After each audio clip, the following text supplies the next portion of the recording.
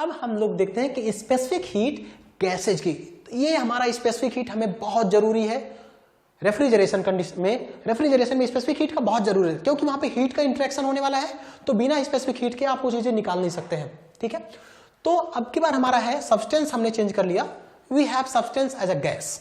ठीक है, तो स्पेसिफिक हीट ऑफ गैस। तो सपोज करिए यहां पे देखिए, how specific heat of gas depends upon thermodynamic process. इस चीज को देखते हैं, पहले स्पेसिफिक हीट ऑफ गैस को डिफाइन करते हैं कि स्पेसिफिक हीट ऑफ गैस है क्या।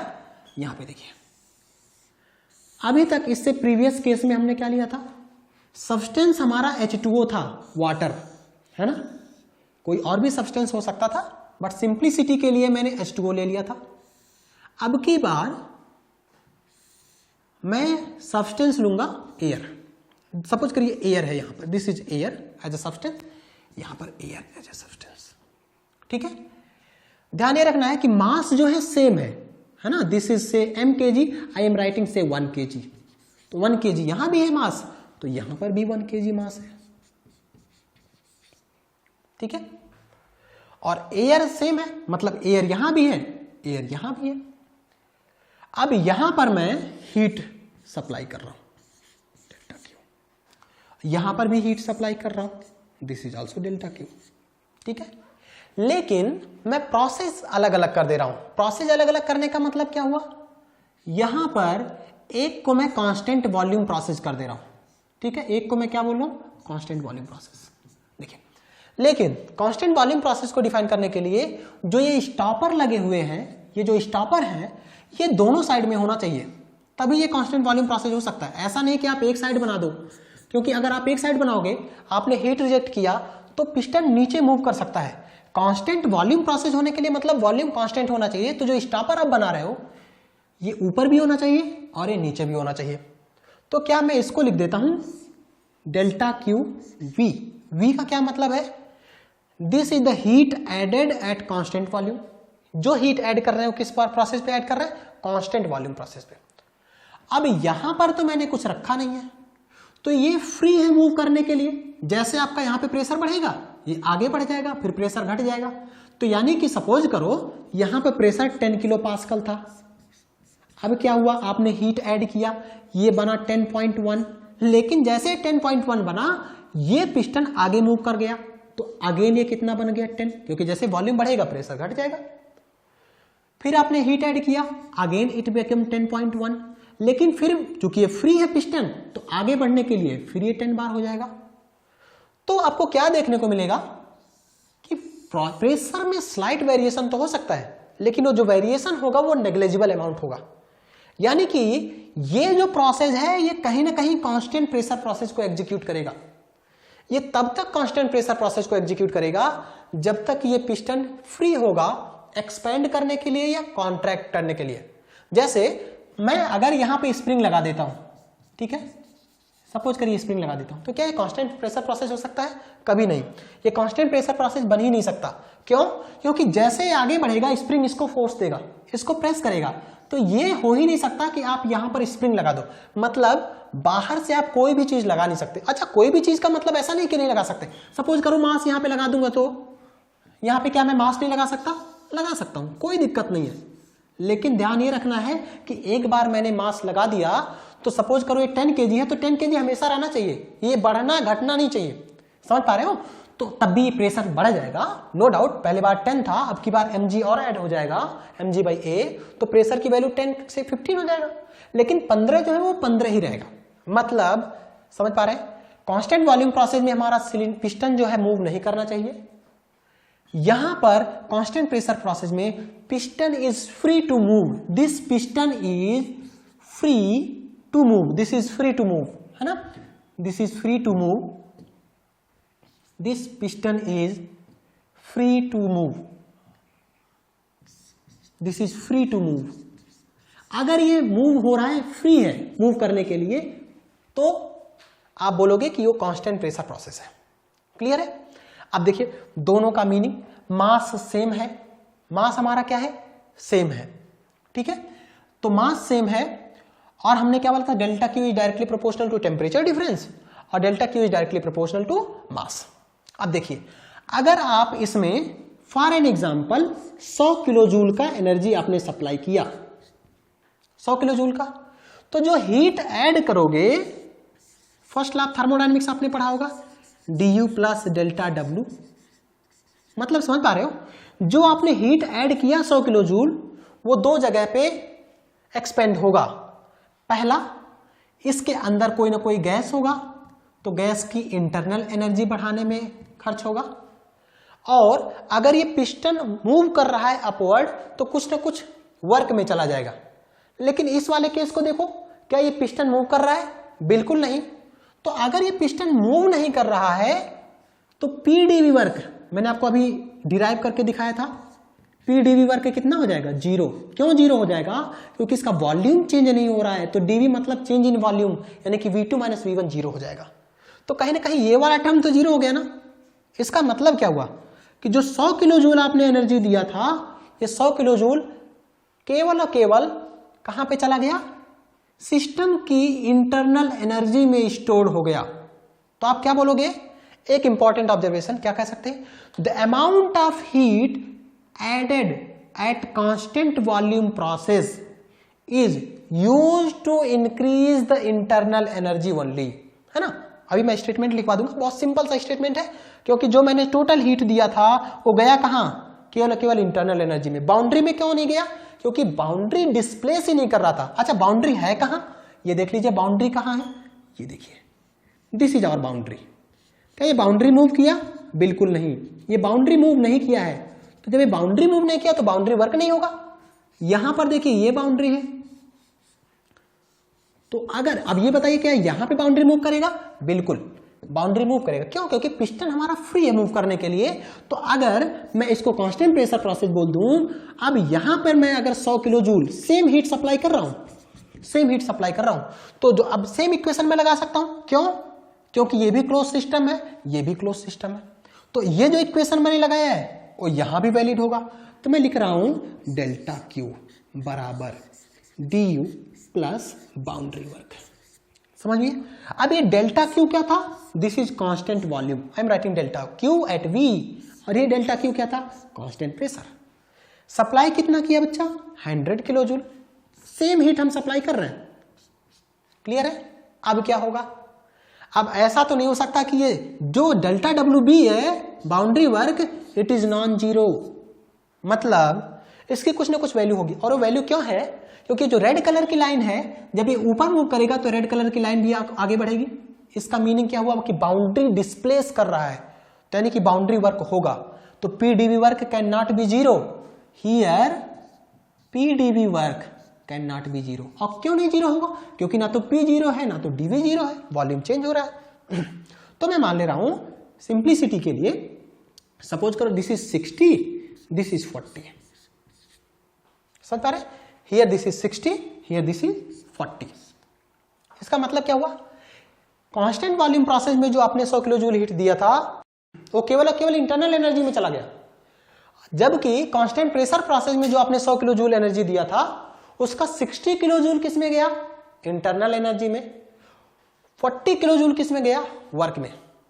और अगर ये एयर है ना, तो जब ये एयर है तो we can treat air as a ideal gas, we can treat air as a ideal gas. और आपको पता है कि as per joules law, joules ने क्या बोला था कि internal energy is the function of temperature only. किसके लिए? केवल आइडियल गैस। अब यहां पे एयर है, अगर यहां पे लिक्विड होता जैसे पानी होता तो हम ये नहीं बोल सकते, या सॉलिड होता तो हम ये नहीं बोल सकते थे। हमने क्या बोला था थर्मोडायनेमिक्स में, आपने बहुत डिटेल में इसको देखा होगा कि internal energy is the function of temperature only. किसके लिए? Valid for ideal gas only, this is valid for ideal gas only. ठीक, इसका मतलब समझ पा रहे हैं? आइडियल गैस है, एयर है, तो ऑब्वियस सी बात है हम इसको, एयर को हम लोग आइडियल गैस ट्रीट कर सकते हैं। तो क्या आप ये नहीं कह सकते कि जो इंटरनल एनर्जी में जिसमें ज्यादा चेंज होगा उसका टेम्परेचर ज्यादा चेंज होगा? यहां पे तो 100 किलो जूल की एनर्जी इंटरनल एनर्जी में चला गया, यहां पे केवल 60 ही गया है। इसका मतलब अगर इसका इनिशियल टेम्परेचर 20 डिग्री सेल्सियस रहा हो, है ना, अगर मैं मान रहा हूं कि इसका इनिशियल टेम्परेचर कितना था 20 डिग्री सेल्सियस, और इसका भी इनिशियल टेम्परेचर कितना है 20 डिग्री सेल्सियस। तो फाइनल टेम्परेचर किसका ज्यादा होगा यार, इसका 100 किलो जूल की पूरी एनर्जी चलेगी इंटरनल एनर्जी में, तो यानी कि पूरी एनर्जी के करस्पॉन्डिंग आपका टेम्परेचर बढ़ेगा। तो अगर ये फाइनल टेम्परेचर 100 डिग्री सेल्सियस हो गया, समझ पा रहे हैं, इसका इनिशियल कितना था 20, फाइनल 100 क्या हुआ। अच्छा, आपको एम्बिग्विटी हो, ऐसा नहीं कि 100 किलो जूल एनर्जी के नाते ये 100 हो गया, ऐसा कुछ नहीं है। हो सकता है कि ये 80 हो सकता है 70 हो, लेकिन एक बात आप क्लियर कह सकते हो कि चूंकि ये 100 किलो जूल ऐड किया है तो इसका जो टेम्परेचर डिफरेंस हुआ वो कितना हुआ 80 हुआ। तो यहां पर चूंकि 60 ही आपने किया है तो इसका फाइनल टेम्परेचर 100 नहीं हो सकता, उससे कम होगा, से 60 डिग्री सेल्सियस। तो इसका टेम्परेचर डिफरेंस कितना हो गया, इसका टेम्परेचर डिफरेंस कितना हो गया 40 डिग्री सेल्सियस। इसका टेम्परेचर डिफरेंस 40। मतलब आप समझ रहे हैं, अगर आपको, अब यहां पर देखिए, इसको हम लोग क्या बोलेंगे स्पेसिफिक, ये हमारा क्लियर है, इसको हम लोग बोलेंगे ये स्पेसिफिक हीट यहां पे हुआ, ये स्पेसिफिक हीट यहां पे हुआ, इसका टेम्परेचर डिफरेंस 40 हुआ, इसका टेम्परेचर डिफरेंस कितना हुआ 80 डिग्री सेल्सियस हुआ। ठीक है, अब अगर मैं चाहूं कि टेम्परेचर डिफरेंस सेम रहे, मतलब समझ पा रहे हैं, इसमें टेम्परेचर 80 होना है, इसमें टेम्परेचर भी मुझे 80 चाहिए, तो अब क्या करना पड़ेगा, पहले 20 था तो 60 ना करके मुझे कितना करना पड़ेगा भाई 80 का अगर डिफरेंस चाहिए तो I should keep 100 degree Celsius, है ना। तो यहां पर पहले कितना था 20 डिग्री सेल्सियस, अब मुझे कितना करना पड़ेगा 100 डिग्री सेल्सियस। क्यों, क्योंकि 80 डिग्री सेल्सियस का टेम्परेचर डिफरेंस अगर चाहिए तो अब देखो ये 80 डिग्री सेल्सियस का टेम्परेचर डिफरेंस हुआ कि नहीं हुआ। अब ये 80 होने का मतलब क्या हुआ, ठीक है, कि यहां पर क्या 100 किलो जूल हीट में सप्लाई देने पे काम बन जाएगा, बिल्कुल नहीं। क्यों, अब आपको कुछ ज्यादा देना पड़ेगा, सपोज करो 150, तो 150 कितना हुआ से 100 + 50, समझ पा रहे, केवल 100 देने पे केवल 60 ही इंटरनल एनर्जी में गया, और वही इंटरनल एनर्जी ही रिस्पॉन्सिबल है टेम्परेचर बढ़ाने के लिए।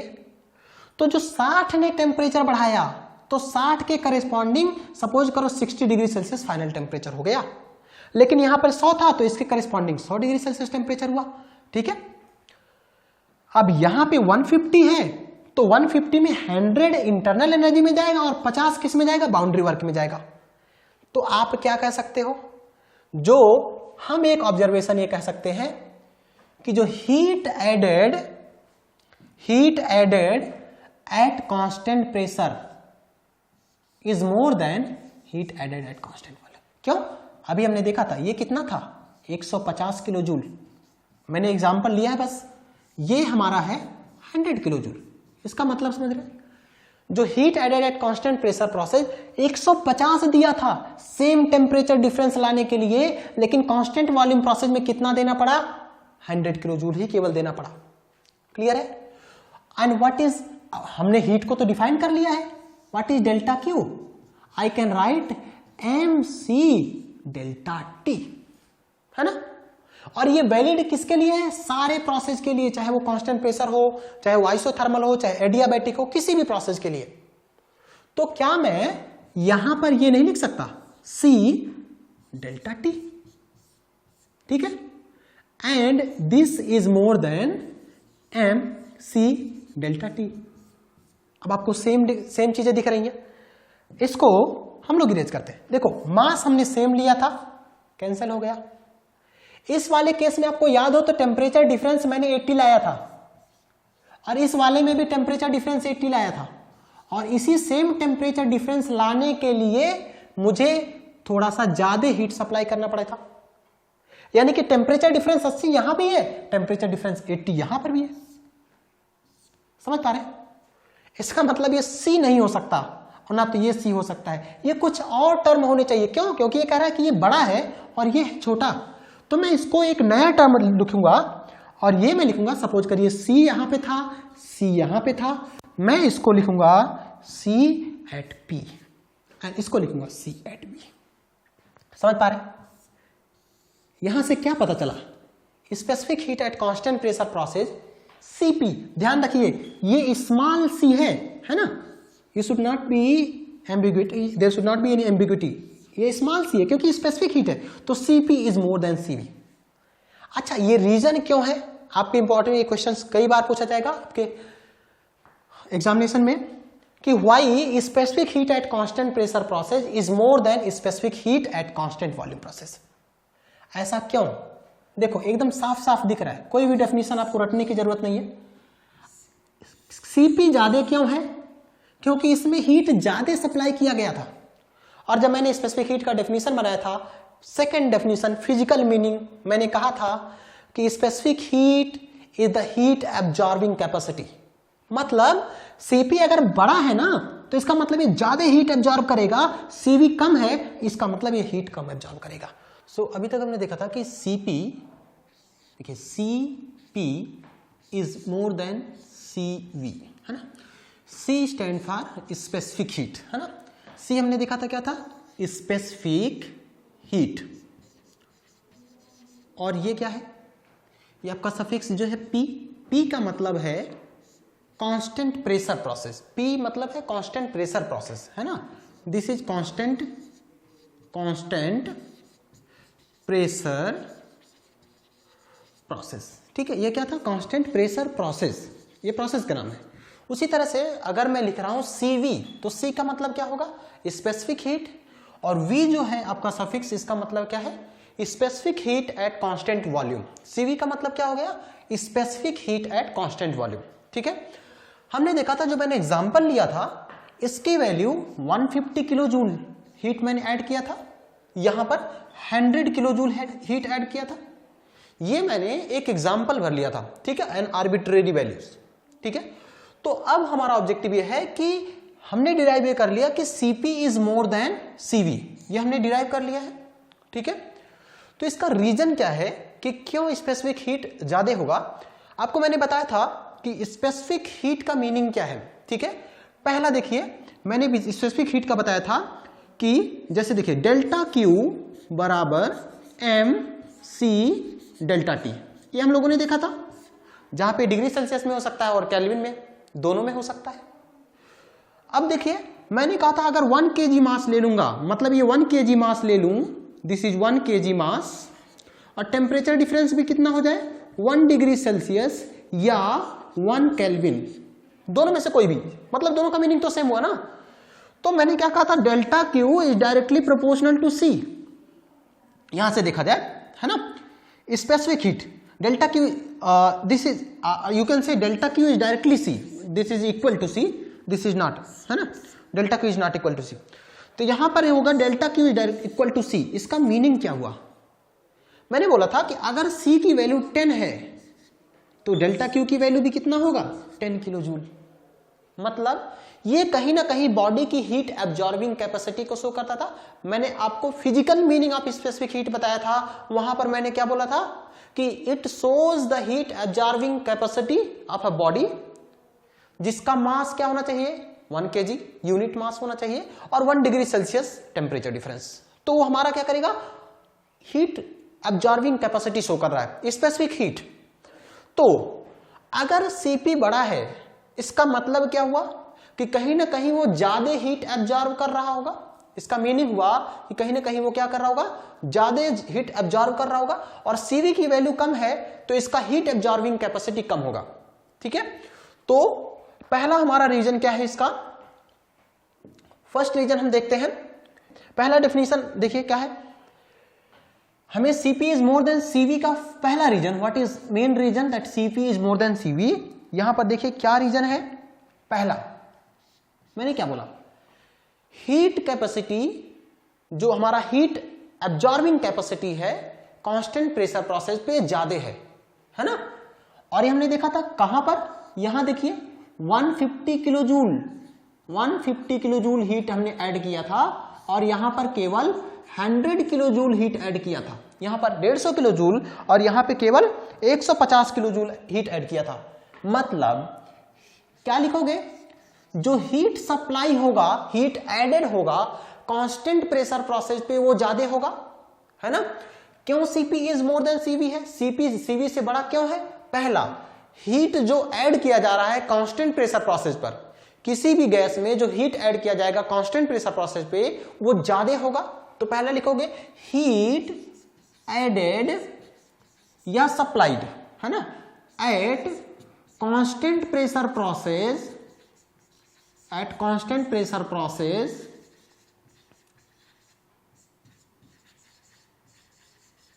Of a gas, of a gas, किसी भी गैस का, ऑफ अ गैस इज क्या होगा, मोर और लेस, मोर इज मोर किससे, more than specific than heat added at constant volume process. समझ पा रहे हैं, इसका मतलब क्या हुआ, heat added at constant volume process. समझ पा रहे हैं, क्लियर है। इसका मीनिंग समझिए, इसका मीनिंग क्या है, इसका मीनिंग ये हुआ कि जैसे for example specific heat air का, स्पेसिफिक हीट एयर का कितना होता है, स्पेसिफिक हीट एयर का कितना होता है, दिस इज, ये हमारा 1.005 kilo joule, 1.005 kilo joule per KG kelvin, और specific heat at constant volume, है ना, ये एयर का कितना होता है, this is 0.718 kilo joule per KG. समझ पा रहे हैं, केल्विन। देखिए साफ साफ दिख रहा है, सीपी की वैल्यू सीवी से ज्यादा है, सीपी की वैल्यू यहां पे 1.005 kilo joule per KG kelvin है, और यहां पर 0.718 kilo joule per KG kelvin. Clear, समझ पा रहे हैं। इसकी वैल्यू ज्यादा होने का रीजन क्या है कि मतलब अगर 1 केजी एयर लोगे, 1 केजी एयर, और टेम्परेचर डिफरेंस 1 डिग्री सेल्सियस आपको बढ़ाना है। क्लियर, देखिए यहां पे अगर हमारे पास 1 केजी एयर है, सपोज करिए 1 केजी एयर है यहां पर, है ना, 2, इसका मीनिंग समझिए पहले क्या है। यहां देखिए हमने क्या किया, एक कांस्टेंट वॉल्यूम प्रोसेस एग्जीक्यूट करो, ये कांस्टेंट वॉल्यूम प्रोसेस एक लगा दो। कांस्टेंट वॉल्यूम प्रोसेस में मैंने कहा था कि स्टॉपर दोनों तरफ लगे होने चाहिए। यहां पर देखिए ये स्टॉपर इधर लगा दिया, ऊपर भी स्टॉपर लगा दो, यहां पर एक कांस्टेंट वॉल्यूम प्रोसेस हो गया। कौन सा प्रोसेस हो गया, constant V equal to C में लिख दे रहा हूं। और ये यहां पर हमने कैसे कांस्टेंट प्रेशर बनाया था, मैंने कहा था अगर पिस्टन फ्री है मूव करने के लिए, उसको कोई रोक नहीं रहा है, जैसे जैसे आप हीट ऐड करोगे तो पिस्टन ऊपर की तरफ भागेगा, और अगर हीट रिजेक्ट करोगे तो पिस्टन नीचे की तरफ आएगा। यानी कि अगर ये पिस्टन जो है ये फ्री है मूव करने के लिए तो कांस्टेंट प्रेशर प्रोसेस एग्जीक्यूट होगा, मतलब कांस्टेंट प्रेशर प्रोसेस होगा। अब देखिए इसको मैं लिख दे रहा हूं P equal to C process. अब मीनिंग समझिए, मैं हीट ऐड करूंगा, मैं लिख रहा हूं डेल्टा क्यू V, क्योंकि ये कांस्टेंट वॉल्यूम प्रोसेस पे हीट ऐड कर रहा है, और ये क्या है, delta Q constant pressure process पे हीट ऐड कर रहा है। अब दोनों का मास 1 केजी है, 1 केजी मास यहां भी ले लो एयर का, और 1 केजी मास यहां भी ले लो एयर का, और इसका टेम्परेचर सपोज 20 डिग्री सेल्सियस है, तो इसका भी टेम्परेचर सपोज करो 20 डिग्री सेल्सियस, और ये बढ़ के जब आपने हीट ऐड किया तो कितना हो गया 21 डिग्री सेल्सियस, और ये वाला हीट आपने ऐड किया तो कितना हो गया 21 डिग्री सेल्सियस। तो टेम्परेचर डिफरेंस कितना हो गया, final minus initial, final temperature 20, initial this is से 21 डिग्री सेल्सियस, दिस इज 21, है ना, ये आपका हो गया 21 माइनस, यहां पे देखिए दिस इज 21 माइनस 20, कितना हो गया 1 डिग्री सेल्सियस। 1 डिग्री सेल्सियस का टेम्परेचर डिफरेंस हुआ। उसी तरह से यहां पर कितने डिग्री सेल्सियस का टेम्परेचर डिफरेंस है, यहां भी आपका 1 डिग्री सेल्सियस का टेम्परेचर डिफरेंस। तो 1 केजी सब्सटेंस 1 डिग्री सेल्सियस का टेम्परेचर डिफरेंस। हाँ, आप ये क्वेश्चन पूछ सकते हो कि सर क्या मैं 20 लेना इनिशियल में जरूरी है, नहीं, आप कहीं से भी जा सकते हो, जैसे 100 से 101 डिग्री सेल्सियस पे चले जाओ, कोई परेशानी नहीं है, दिस इज 101 डिग्री सेल्सियस, है ना। 30 से 31 डिग्री सेल्सियस चले जाओ, टेम्परेचर डिफरेंस 1 डिग्री सेल्सियस होना चाहिए। 20 से 21 जा सकते हैं, 30 से 31 जा सकते हैं, मतलब टेम्परेचर डिफरेंस 1 डिग्री सेल्सियस का होना चाहिए। ठीक है, आप कोई भी टेम्परेचर ले सकते हैं। तो इसका मतलब हुआ जब टेम्परेचर डिफरेंस 1 डिग्री सेल्सियस का है और मास 1 kg था, तो इसमें कितना हीट सप्लाई करना पड़ेगा? स्पेसिफिक हीट के बराबर, यही ना?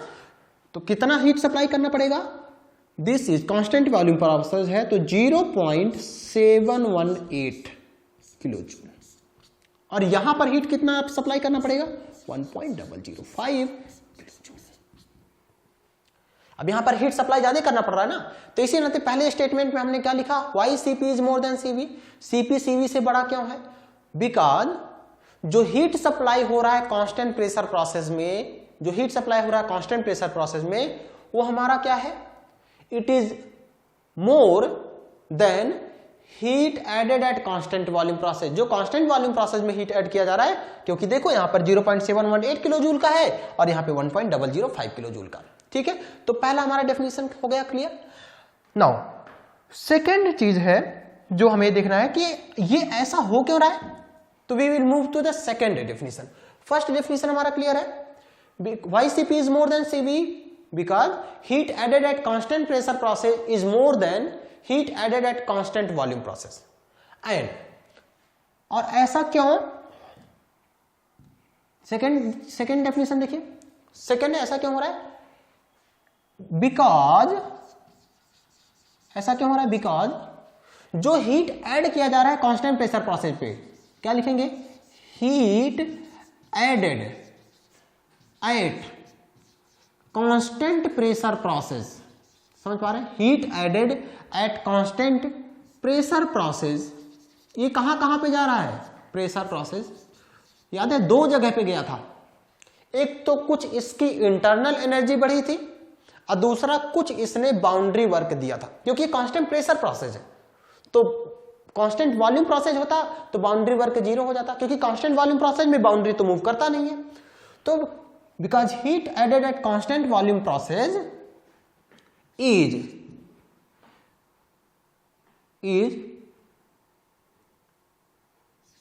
यूटिलाइज्ड टू, कहां पर होता है? It is utilized to increase, it is utilized to increase internal energy. ठीक है, पहली बात तो क्या करेगा? Internal energy and do some, ठीक है, and do some boundary work. समझ पा रहे हैं? यहां पे ऐसा क्यों हुआ था? क्योंकि इसमें इंटरनल एनर्जी में भी गया था और कुछ ना कुछ बाउंड्री वर्क मिला था। वाइल जबकि जो हीट ऐड करेंगे कांस्टेंट वॉल्यूम प्रोसेस में, वाइल हीट एडेड कहां पर? At constant volume process, at constant volume process, ये हमारा क्या होना चाहिए? ये कहां पे जाएगा?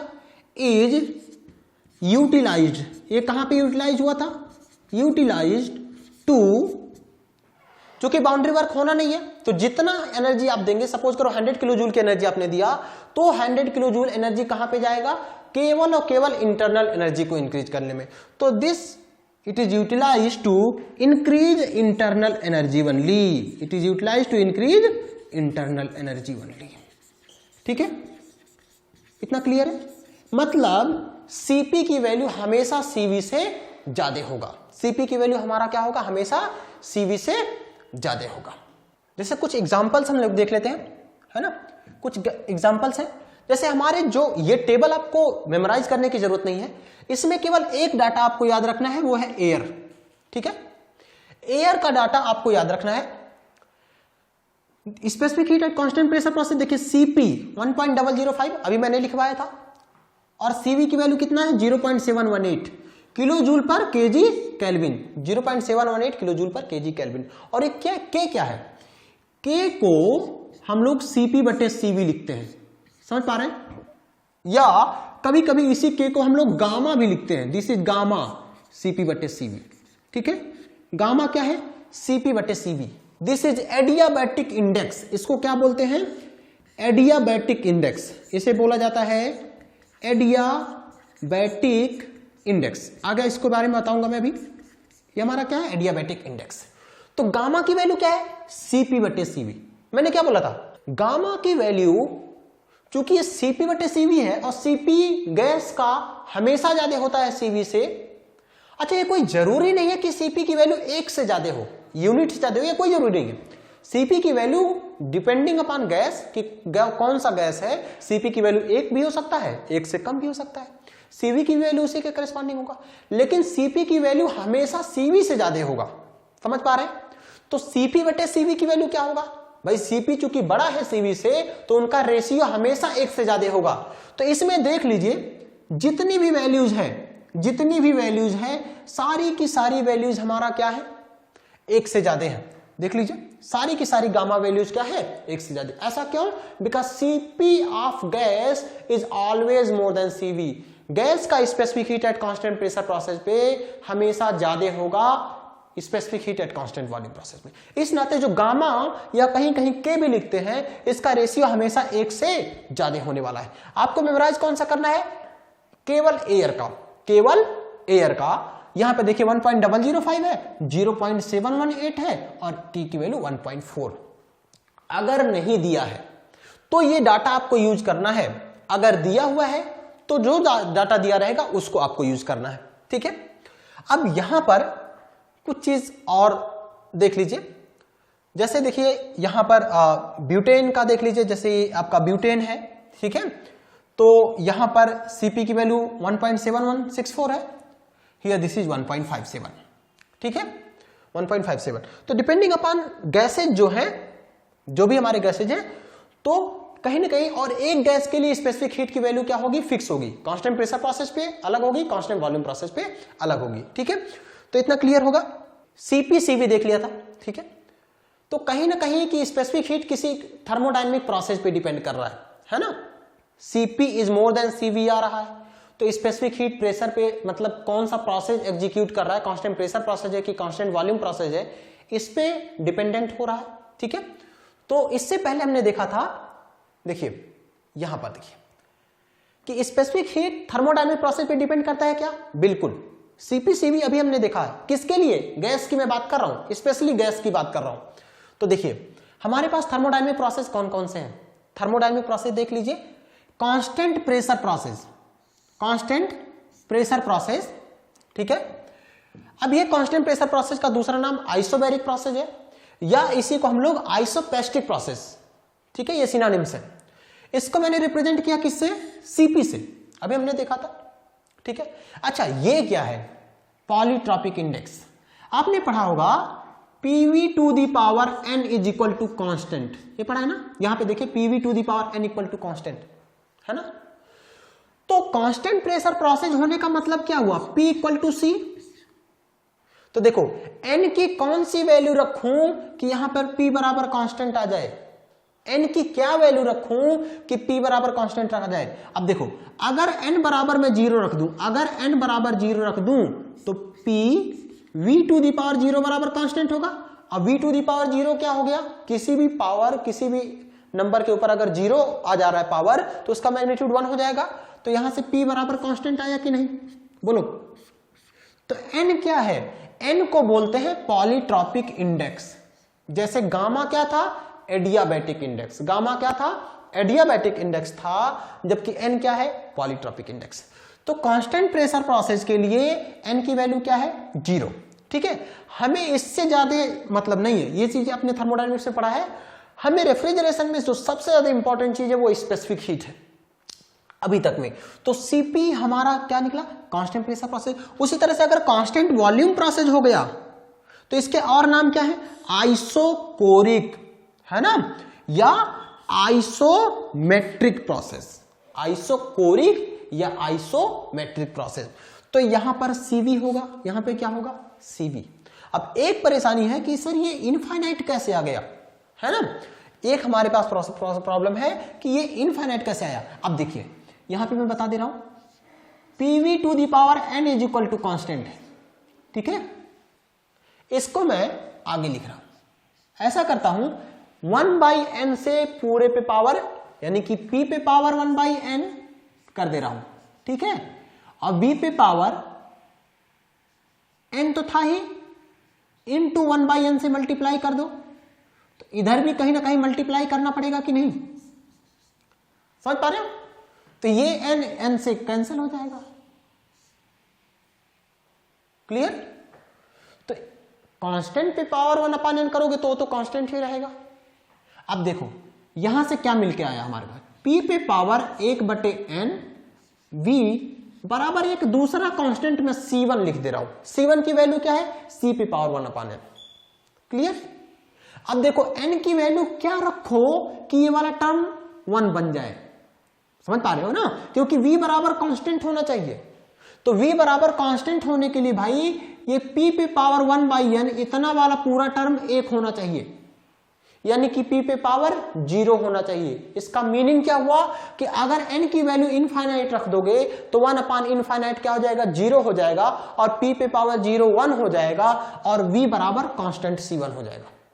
समझ पा रहे हो? तो कांस्टेंट वॉल्यूम प्रोसेस के लिए इंडेक्स कितना हो गया, इंडेक्स कितना हो गया, इनफाइनाइट। कांस्टेंट वॉल्यूम प्रोसेस के लिए इंडेक्स हमारा कितना हो गया, इनफाइनाइट, ठीक है? फिर हमारा प्रोसेस है आइसोथर्मल, ठीक है? देखिए आइसोथर्मल प्रोसेस, आइसो का मीनिंग क्या होता है, आइसो का मतलब होता है सेम। आइसो जो यहां पे लिखा हुआ ना, आइसो का मतलब होता है सेम, ठीक है? आइसो का मीनिंग होता है सेम, ठीक है? जैसे आइसोबेरिक, आइसोबेरिक लिखा हुआ, आइसो मतलब same, बेरिक in the sense pressure, ठीक है? यहां पर आइसो मतलब सेम, ठीक है? जैसे आप आइसोट्रॉपिक मटेरियल पढ़ते हैं, ठीक है? तो iso in the sense same है। तो आइसोथर्मल प्रोसेस में अब देखो हमारे पास क्या है, pv to the power n equal to constant. अरे भाई आइसोथर्मल प्रोसेस मतलब टेम्परेचर कांस्टेंट ना। देखो आइडियल गैस है तो pv बराबर mRT लिख दोगे। अब देखो टेम्परेचर क्या है, कांस्टेंट है, क्योंकि आइसोथर्मल प्रोसेस है। जो मास लोगे वो भी कहीं ना कहीं कांस्टेंट होगा, और जैसा गैस लोगे, जैसे एयर लिया तो एयर की वैल्यू 0.287 है, तो कहीं ना कहीं ये भी कांस्टेंट आने वाला है। तो देखो mRT तीनों का मल्टीप्लीकेशन कांस्टेंट होने वाला है, तो यानी कि pv बराबर कांस्टेंट हो गया कि नहीं, यही तो होगा किसके लिए, आइसोथर्मल प्रोसेस के लिए। अब देखो pv to the power n, pv पे power n is equal to constant था कि नहीं। अब कंपैरिजन कराओ, n की वैल्यू क्या मिलेगा, यहां पे पावर एक ही तो है, तो n बराबर क्या मिल गया, n बराबर मिल गया 1, n बराबर 1 किसके लिए, आइसोथर्मल प्रोसेस के लिए। किसके लिए, आइसोथर्मल प्रोसेस के लिए।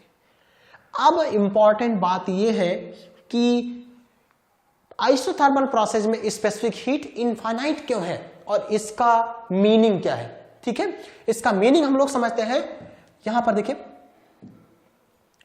अगर आइसोथर्मल प्रोसेस है, ठीक है, अगर आइसोथर्मल प्रोसेस है तो डेल्टा टी कितना होगा, या तो 0 डिग्री सेल्सियस होगा या 0 केल्विन होगा, दोनों का मीनिंग एक हुआ। डेल्टा टी की वैल्यू हमारा कितना होगा, 0 डिग्री सेल्सियस। और अब देखो मैथमेटिकल मीनिंग पहले समझिए, डेल्टा क्यू बराबर क्या था, मैंने लिखा mc डेल्टा टी, और c क्या है, स्पेसिफिक हीट। तो c की वैल्यू क्या हो गया भाई, delta Q by m delta T. समझ पा रहे हैं?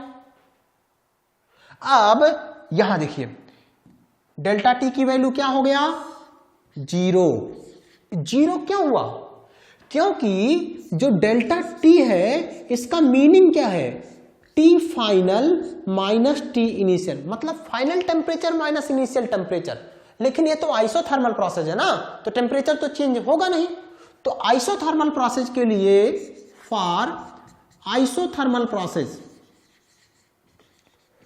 For isothermal process, isothermal process के लिए क्या होगा, आइसोथर्मल प्रोसेस के लिए फाइनल टेम्परेचर और इनिशियल टेम्परेचर बराबर होंगे कि नहीं, तो यानी कि TF माइनस TI दोनों हमारा क्या हो जाएगा, 0 हो जाएगा। समझ पा रहे हैं? तो ये 0 क्यों हुआ, इसका 0 होने का रीजन क्या है, डेल्टा टी बराबर 0 होने का रीजन क्या है, क्योंकि फाइनल टेम्परेचर और इनिशियल टेम्परेचर दोनों बराबर है, इस नाते ये डेल्टा टी 0 हो गया। तो C की वैल्यू कितना आ गया बताइए, यहां से C की वैल्यू भाई किसी भी अगर C की वैल्यू देखा जाए तो डेल्टा क्यू बटे 0, क्योंकि m से यहां पे 0, और किसी भी बटे 0 कर दोगे तो क्या बन जाएगा, ये इनफाइनाइट। ठीक है, क्यों, अच्छा ये 0/0 का फॉर्म नहीं है, डेल्टा क्यू 0 नहीं, ध्यान रखो, हीट सप्लाई आप कर रहे हो, हीट सप्लाई कर रहे हो, डेल्टा क्यू 0 नहीं है, लेकिन हर में डिन्यूमरेटर में या हर में 0 होने के नाते किसी भी संख्या में 0 से जब भाग दोगे तो क्या बन जाएगा, इनफाइनाइट या अनंत बन जाएगा। तो स्पेसिफिक हीट हमारा क्या निकल के आया, इनफाइनाइट। ये तो हो गया मैथमेटिकल बात, ठीक है, जो मैथमेटिक्स से हमने प्रूफ कर दिया कि C की वैल्यू आइसोथर्मल प्रोसेस में क्या होगा, इनफाइनाइट। अब इसका मीनिंग समझो कि इसका मीनिंग क्या है। इसका मीनिंग ये हुआ, इसका मीनिंग ये हुआ, देखो मैंने क्या कहा था, C हीट एब्जॉर्बिंग कैपेसिटी है, फिजिकल मीनिंग, इसका मतलब C इनफाइनाइट है, मतलब क्या हो गया, ये इनफाइनाइट अमाउंट ऑफ हीट को भी एब्जॉर्ब कर सकता है, लेकिन उसके टेम्परेचर में कोई चेंज नहीं आएगा। समझ पा रहे हैं?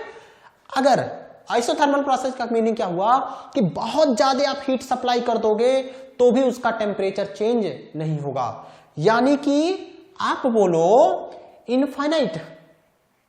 अगर मैं बोल रहा हूं आइसोथर्मल प्रोसेस के लिए, आइसोथर्मल प्रोसेस के लिए स्पेसिफिक हीट इनफाइनाइट है, अगर मैं CT लिख दे रहा हूं ये इनफाइनाइट है, इसका मतलब क्या हुआ, इसका मतलब हुआ हमें infinite amount of heat add करना पड़ेगा to increase temperature by 1 degree Celsius. 1 degree Celsius temperature increase करने के लिए 1 kg सब्सटेंस में कितना heat, infinite amount of heat add करना पड़ेगा।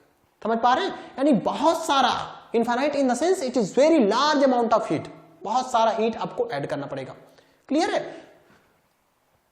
जैसे अब कोई भी, जैसे फेज चेंज होता है, फेज चेंज में भी हमारा कांस्टेंट टेम्परेचर प्रोसेस होता है, ठीक है, वहां पे हमें बहुत ज्यादा हीट अब्जॉर्ब करना पड़ता है, सप्लाई करना पड़ेगा या तो अब्जॉर्ब करना पड़ेगा, ठीक है। जब आप सप्लाई करेंगे, जैसे लिक्विड से वेपर हो रहा है तो हीट को सप्लाई करेंगे, और वेपर से अगर लिक्विड आ रहा है, कंडेंसेशन हो रहा है, कंडेंस हो रहा है, तो हीट रिजेक्ट होगा।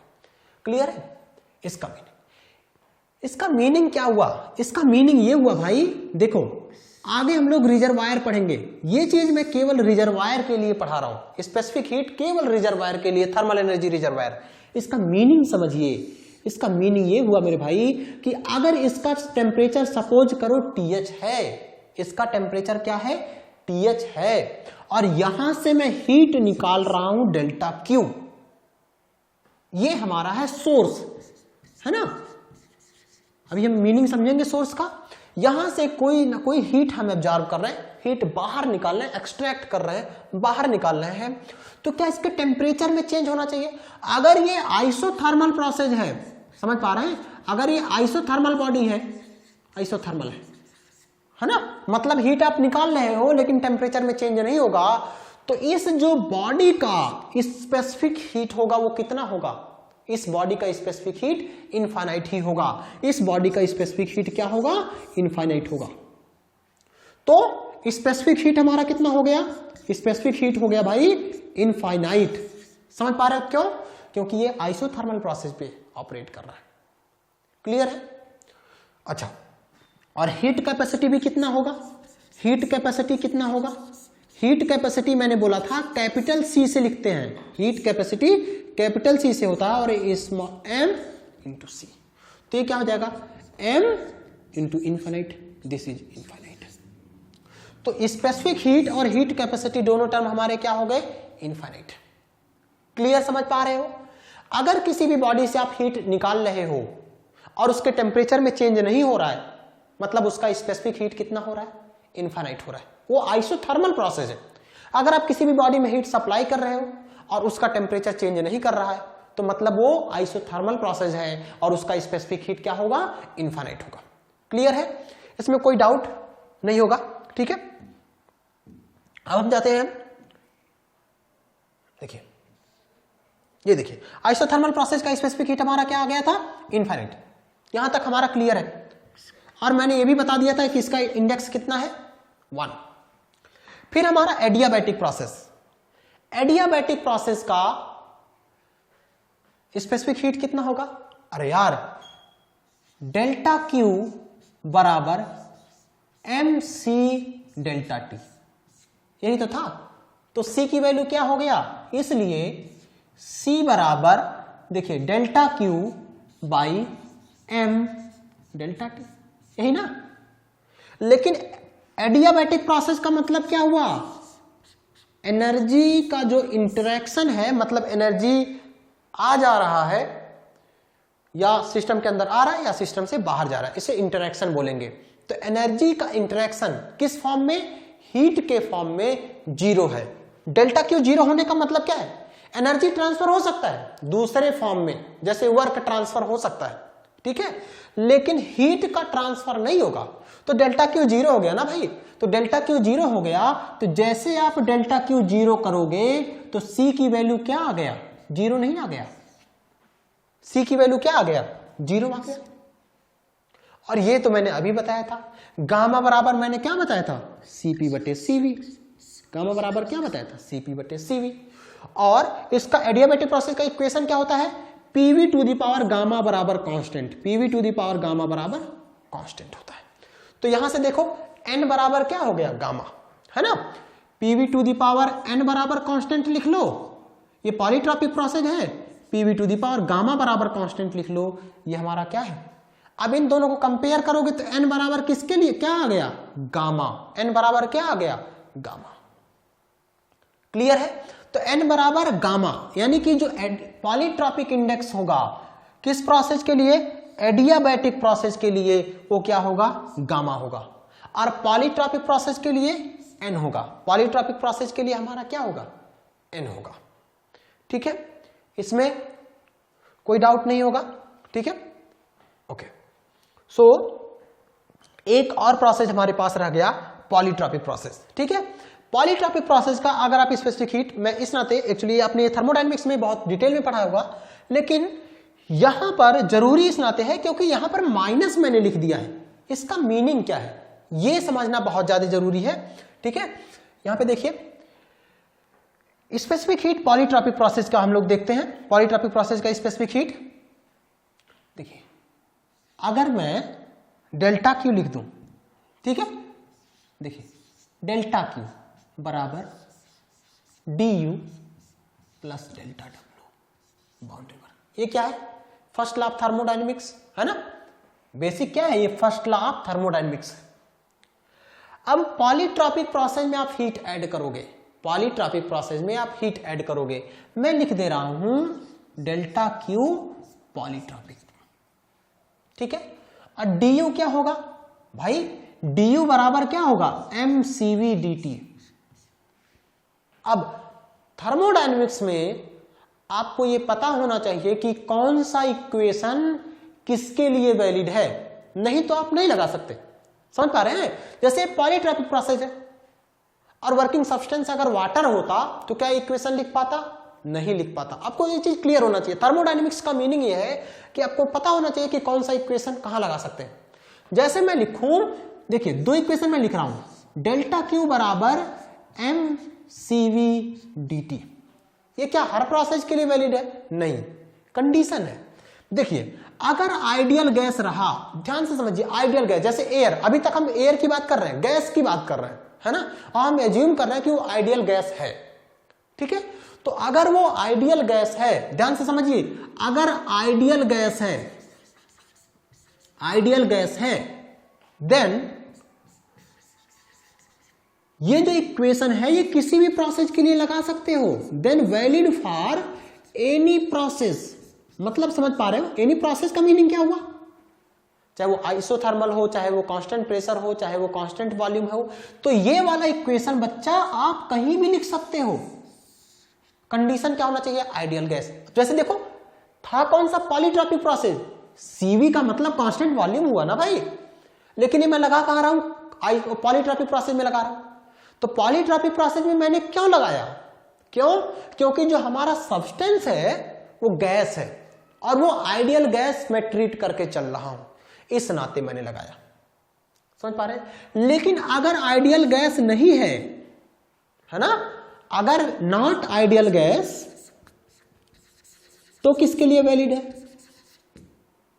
Valid for constant volume process only. समझ पा रहे हैं, केवल कांस्टेंट वॉल्यूम प्रोसेस के लिए ही लगा सकते हो तब, कांस्टेंट वॉल्यूम प्रोसेस वैल्यू। ये बहुत जरूरी है, बहुत जरूरी है, क्योंकि आप बार बार du बराबर mCV dt नहीं लिख सकते। ये तभी लिख सकते हो जब गैस आइडियल होना चाहिए, आइडियल गैस होगा तभी लिख पाओगे। अगर यहां पर पानी होता तो क्या du की जगह पे mCV dt लिख लेते? नहीं लिख सकते थे। समझ पा रहे हैं? तो ये बहुत इंपॉर्टेंट चीज है, इस चीज को आप ध्यान रखेंगे। अगर आपको अच्छा स्कोर करना है तो ये चीज अगर लिखते हैं तो it will give you some extra marks. तो mCV dt लिख दिया, समझ पा रहे?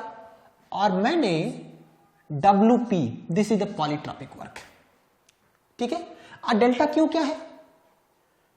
मैं लिख रहा हूं mC dt, कोई परेशानी नहीं।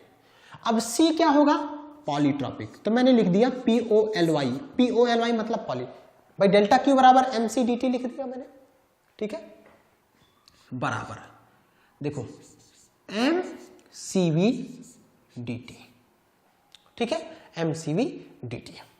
अब देखिए इस वाले पोर्शन को मैं रेज कर रहा हूं, ये देखिए डेल्टा W, डेल्टा W हमारा क्या है? इस चीज को हम लोग देखते हैं, यहां देख लेते हैं, चलिए छोड़िए। पॉलीट्रॉपिक प्रोसेस क्या होता है? P1V1 minus P2V2 upon n-1। ये आपने फार्मूला पढ़ा था, है ना, आपको पता होगा। इसी थर्मोडायनेमिक्स का है, बेसिक 4-5 लाइन लगेंगे डिराइव करने, बहुत आसान सा चीज है, इसमें कुछ नहीं है। अब आइडियल गैस हमने लिया हुआ है, अगर आइडियल गैस नहीं लिया होता तो du बराबर mCV dt नहीं लिख पाता। अब आइडियल गैस है बच्चा, तो क्या PV बराबर mRT नहीं लिख सकते हो? बिल्कुल लिख सकता हूं। तो P1V1 की जगह पे क्या लिखोगे? मास तो सेम रहेगा, R भी सेम रहेगा, T1 लिख दोगे। और P2V2 की जगह पे क्या लिखोगे? P2V2 लिख दोगे, mRT2 लिख सकते हो कि नहीं? यहां पे रुक दो। तो पॉलीट्रॉपिक जो वर्क हो गया, ये बताओ कितना हो गया? mRT1 माइनस mRT2 बटे n-1। ये प्रूफ करने के लिए आ सकता है, ठीक है। तो अब देखिए यहां से mr कॉमन ले लो, mr कॉमन ले लोगे तो ये हो जाएगा T1 माइनस T2 बटे n-1। माइनस कॉमन लो, क्यों? क्योंकि मैं डेल्टा T लिखा हूं, डेल्टा T लिखा हूं, तो T2 माइनस T1 होता है ना, तो यहां पे तो T1 माइनस T2 है, तो मैं डेल्टा T के फॉर्म में लिखना चाहता हूं, तो मैंने माइनस बाहर ले लिया, माइनस बाहर ले लो, और ये बचा आपका mr T2 माइनस T1 बटे n-1। समझ पा रहे? अब इस वाले इक्वेशन को ले जाके वहां पे पुट कर दो। क्या हमें पता चला? जो WP है, जो पॉलीट्रॉपिक प्रोसेस में जो वर्क है, वो हमें कितना निकल के आया? वो हमें निकल के आया पॉलीट्रॉपिक प्रोसेस में, देखिए माइनस mr बटे n-1 इंटू dt। dt या डेल्टा T कुछ भी लिख सकते हो, क्योंकि अब T2 माइनस T1 हो गया। ये सेम चीज मैं प्रीवियस वाली स्लाइड में लेके चलता हूं, ठीक है। तो यहां पे मैंने क्या लिख दिया? Minus mr dt by n-1, ठीक है। यही सेम था, माइनस mr बटे n-1 इंटू dt, ठीक है, सेम चीज मैंने ले दिया। अब देखो यहां पर m से m कैंसिल हो गया,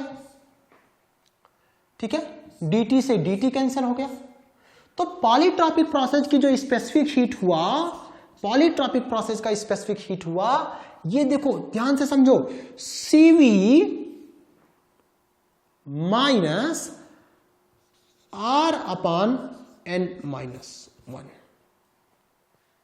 ठीक है, ठीक है, CV minus R upon n-1, ठीक है। तो अगर मैं CV को बाहर ले लूं तो क्या बचेगा? 1 minus R upon CV n-1, ठीक है, ये बन जाएगा, ठीक है। तो अगर मैं सेम एक्सप्रेशन देखिए CV, अब R देखिए CP माइनस CV बराबर R होता है, ठीक है। तो अगर मैं R अपॉन CV करना चाहता हूं तो देखो CV से डिवाइड कर देते हैं, CV से डिवाइड कर देते हैं, तो देखो ये कैंसिल हो गया, ये तो 1 बन जाएगा। तो R अपान CV की वैल्यू कितना आ गया बच्चा, CP बटे CV गामा माइनस 1। देखो R अपान CV के जगह पे गामा माइनस 1 लिख सकता हूं कि नहीं, तो देखो स्पेसिफिक हीट जो हो गया पॉलीट्रॉपिक प्रोसेस के लिए, देखो CV ऐसे रह गया 1 माइनस R अपान CV के जगह पे क्या लिखोगे, गामा माइनस 1 अपान N माइनस 1। अब ये देखो इधर आएगा N minus 1, this is gamma minus 1, ठीक है।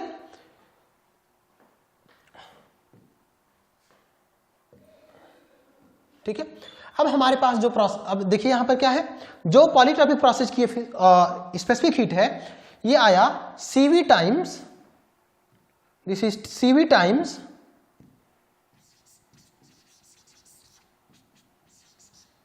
ठीक है 1 माइनस गामा माइनस 1 अपान N माइनस 1। इसको थोड़ा सा अरेंज कर लो, तो CV उधर गया, N minus 1 minus gamma plus 1 अपान N माइनस 1। अब ये देखिए ये इससे कैंसिल हो गया, ठीक है, तो माइनस कॉमन ले लो, तो CV कॉमन लिया, एक गामा माइनस N अपान N माइनस 1। ये आपका देखो पॉलीट्रॉपिक प्रोसेस के लिए प्रूफ, समझ पा रहे हो।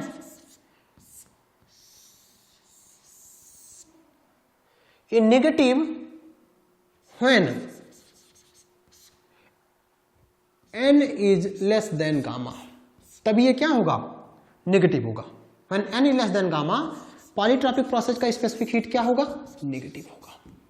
पॉलीट्रॉपिक प्रोसेस का स्पेसिफिक हीट नेगेटिव होगा। नेगेटिव होने का मीनिंग क्या है, ये मैं आपको समझाना चाह रहा था, क्योंकि ये चीज ये आपको तो थर्मोडायनेमिक्स में आपने पढ़ा होगा, लेकिन स्पेसिफिक हीट नेगेटिव होने का मीनिंग क्या है, ये चीज हम लोग देखते हैं। अभी तक हमने देखा था कि डेल्टा Q बराबर MC डेल्टा T। क्या मास नेगेटिव हो सकता है, कभी नहीं, मास तो नेगेटिव नहीं हो सकता ना, हमेशा एक पॉजिटिव क्वांटिटी होगा। तो ये वाला टर्म कहीं ना कहीं आपको हमेशा ये वाला टर्म पॉजिटिव मिलेगा, ठीक है। अब इस वाले टर्म को देखो और इस वाले टर्म को देखो, आपने हीट सप्लाई किया है सिस्टम को, तो डेल्टा Q पॉजिटिव होना चाहिए। अब पॉलीट्रॉपिक प्रोसेस में स्पेसिफिक हीट तो नेगेटिव आ गया, आया है, हमने प्रूफ किया है, क्लियर है।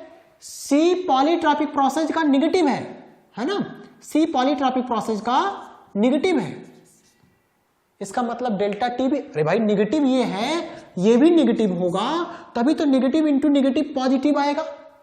इसका मतलब समझ रहे हो, आप जब हीट ऐड करोगे पॉलीट्रॉपिक प्रोसेस में, जब आप हीट ऐड करोगे पॉलीट्रॉपिक प्रोसेस में, तो इंटरनल एनर्जी बढ़ने की जगह पे क्या होगी, घटेगी।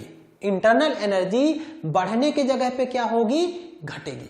क्योंकि देखो ना टेम्परेचर बढ़ रहा है, या टेम्परेचर बढ़ रहा है, तो इसका मतलब है कि जो आइडियल गैस की इंटरनल एनर्जी है वो कहीं ना कहीं टेम्परेचर घटने के नाते इंटरनल एनर्जी भी घट रही होगी। समझ पा रहे हो। dt निगेटिव होने का क्या मतलब, अरे भाई dt निगेटिव होने का मतलब T2 minus T1 is less than 0, तो T2 is less than T1, मतलब फाइनल टेम्परेचर इनिशियल टेम्परेचर से कम है। अब एक इंपॉर्टेंट चीज आपको बताता हूं कि ये कहां पे आपने देखा होगा। देखिए आपने पढ़ा होगा रैंकाइन साइकिल, आगे हम लोग पढ़ेंगे रिवर्स कार्नोट, है ना। तो सपोज करिए कार्नोट साइकिल है पीवी डायग्राम पे, आपने ये चीजें यहां पे देखा होगा।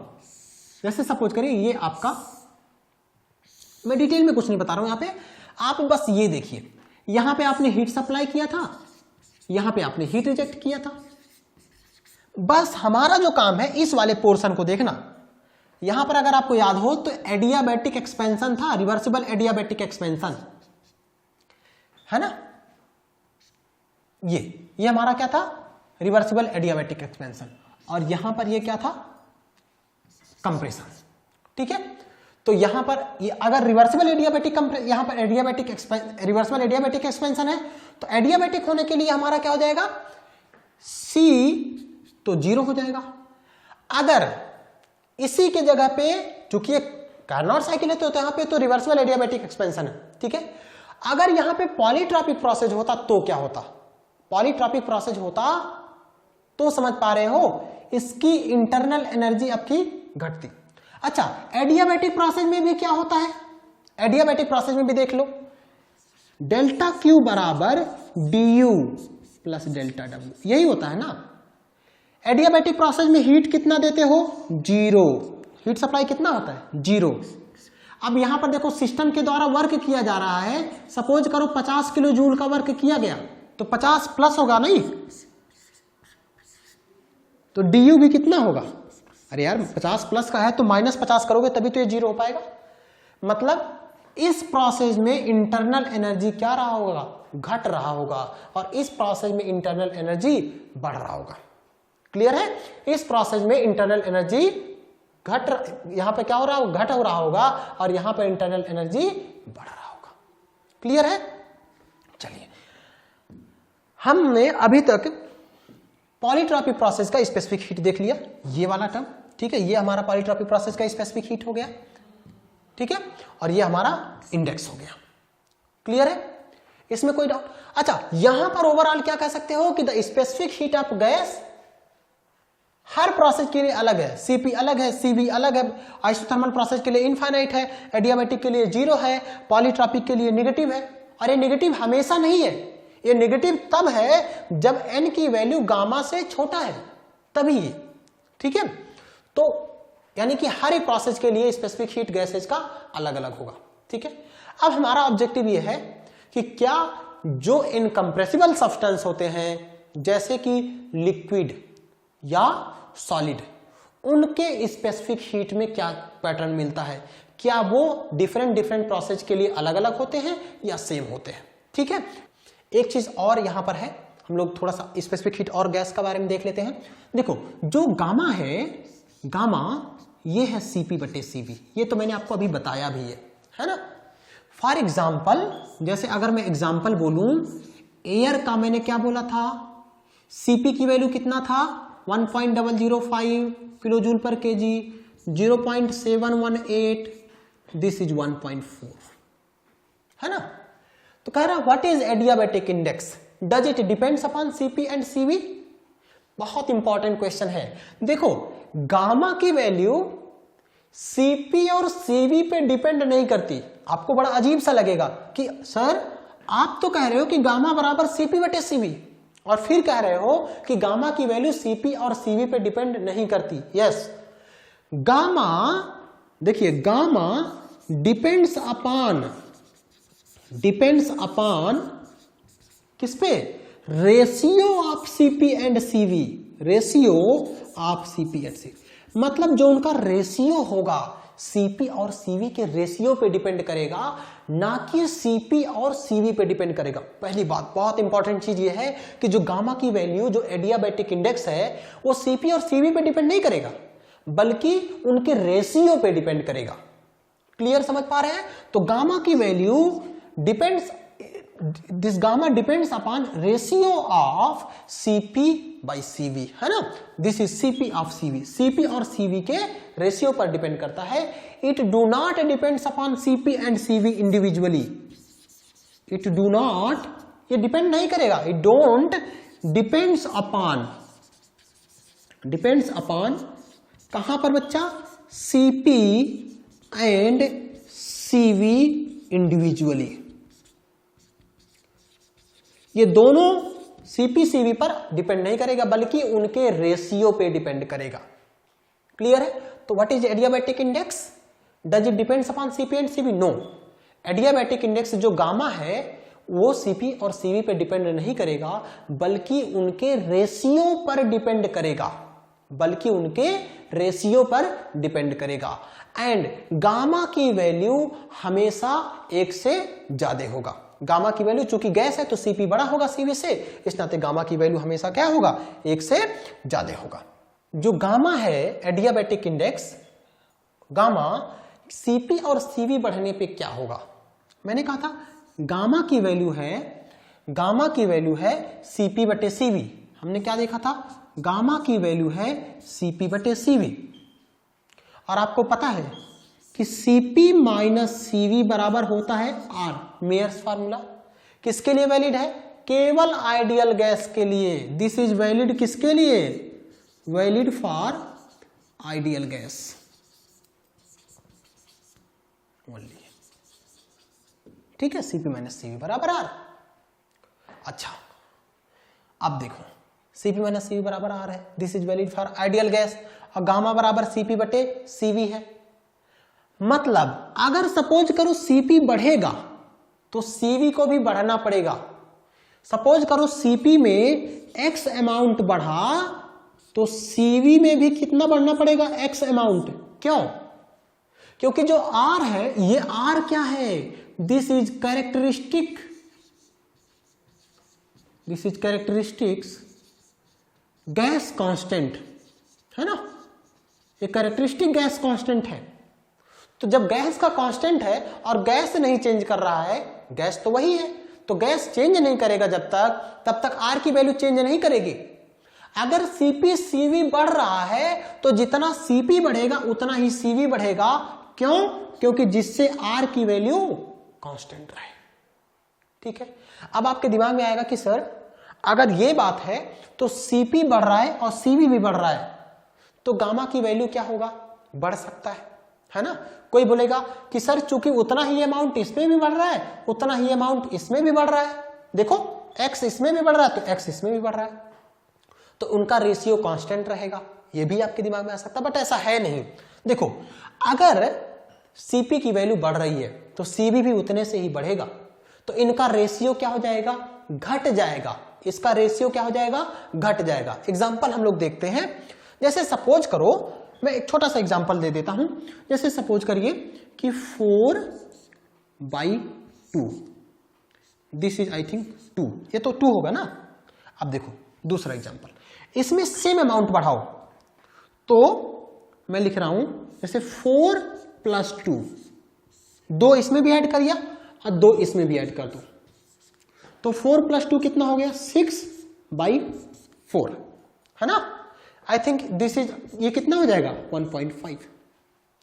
तो पहले जो 4/2 2 आ रहा था, अभी उसी 4/2 में ऊपर 2 जोड़ा नीचे 2 जोड़ा, तो उनका रेशियो हमारा क्या हो गया? घट गया। देखो पहले 2 था, अब की बार कितना हो गया? 1.5 हो गया। इसका मतलब अगर अंश में उतना जुड़ रहा है जितना हर में जुड़ रहा है, तो रेशियो हमारा क्या हो जाएगा? घट जाएगा। तो क्या आंसर होगा? What is effect on adiabatic index if Cp and Cv increases? अगर Cp एंड Cv इंक्रीज कर रहा है तो दोनों सेम अमाउंट से इंक्रीज करेगा, जिससे कि R की वैल्यू चेंज ना हो और गामा की वैल्यू क्या हो जाएगा? डिक्रीज हो जाएगा। सो गामा की वैल्यू क्या हो गया? Gamma decreases. गामा की वैल्यू क्या हो जाएगा? डिक्रीजेस। समझ पा रहे हो क्यों डिक्रीज कर रहा है? जितना अंश में जुड़ रहा है उतना हर में जुड़ रहा है, तो उसका जैसे यहाँ पे देखो 4/2 बराबर 2 था, दोनों में एडिशन सेम होना चाहिए। यहाँ पे +1 भी हो सकता है, it is up to you कि 4 + 2 बराबर 6, 2 + 2 4, ये 1.5 आ गया। तो पहले 2 था, अब की बार क्या हो गया? कम। ओके, ठीक है। तो this is all about gases, specific heat हमारे गैस का।